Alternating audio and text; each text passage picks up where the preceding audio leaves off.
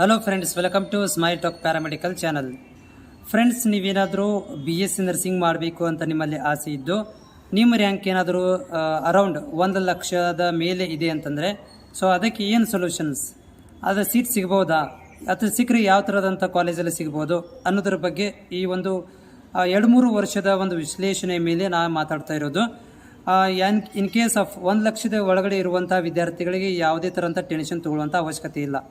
ಯಾಕಂತಂದರೆ ಹೋದ ವರ್ಷ 1,20,000 ರ್ಯಾಂಕ್ ತನಕ ವಿದ್ಯಾರ್ಥಿಗಳಿಗೆ ಗೌರ್ಮೆಂಟ್ ಫೀಸಲ್ಲಿ ಸೀಟ್ ಸಿಕ್ಕಿದೆ.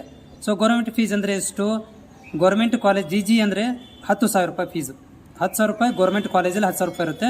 GP 10,000 ರೂಪಾಯಿ ಫೀಸನ್ನೇ ಏನಿರುತ್ತೆ ಅಂತಂದರೆ ಪ್ರೈವೇಟ್ ಕಾಲೇಜಲ್ಲಿ ಕೂಡ ಇರುತ್ತೆ. ಅಂದರೆ ಇಲ್ಲಿ 10% ಕೋಟ ಪ್ರೈವೇಟಲ್ಲಿ ಇರುತ್ತೆ, 20% ಕೋಟ ಪ್ರೈವೇಟಲ್ಲಿ, 80% ಮ್ಯಾನೇಜ್ಮೆಂಟ್ ಕೋಟ ಅಂತ ಮಾಡಿದ್ದಾರೆ.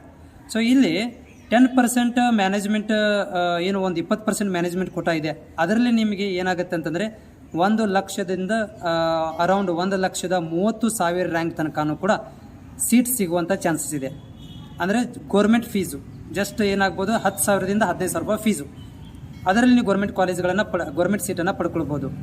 ಇನ್ ಕೇಸ್ ಆಫ್ 1,30,000 ಮೇಲಿರುವಂಥ ವಿದ್ಯಾರ್ಥಿಗಳಿಗೆ 80% ಕೋಟ ಅಂದರೆ ಮ್ಯಾನೇಜ್ಮೆಂಟ್ ಕೋಟ, ಅದರ ಫೀಸ್ ಎಷ್ಟಿರುತ್ತೆ? 1,06,000 ರೂಪಾಯಿ ಫೀಸ್ ಇದೆ. ಅದರಲ್ಲಿ ನಿಮಗೆ ಸೀಟನ್ನು ಸಿಗ್ಬೋದು.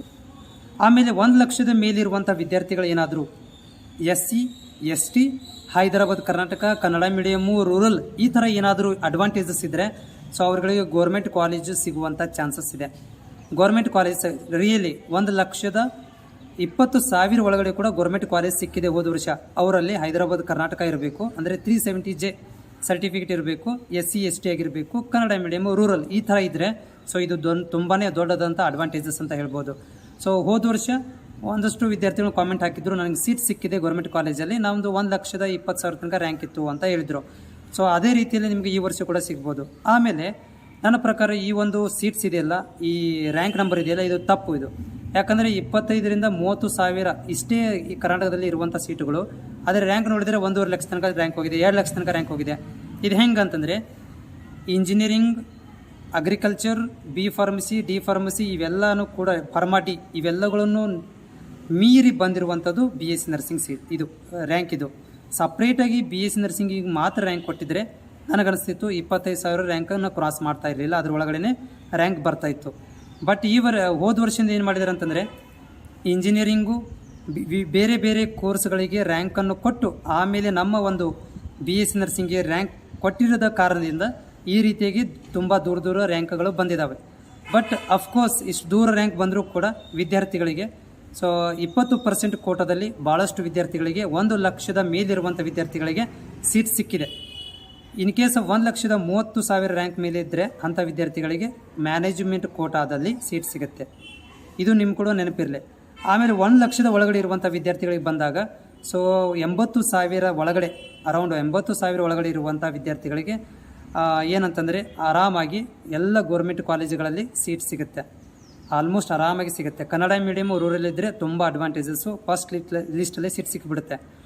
ಇಲ್ಲ ನಮಗೆ ಫಸ್ಟ್ ಲಿಸ್ಟಲ್ಲಿ ಹತ್ತಿಲ್ಲ ಅಂತಂದರೂ ಕೂಡ ಸೆಕೆಂಡ್ ರೌಂಡಲ್ಲಿ ನಿಮಗೆ ಏನಾಗುತ್ತೆ, ಆರಾಮಾಗಿ ಸಿಕ್ಕಿಬಿಡುತ್ತೆ ಕನ್ನಡ ಮೀಡಿಯಮ್ ರೂರಲ್ ಇದ್ದವ್ರಿಗೆ.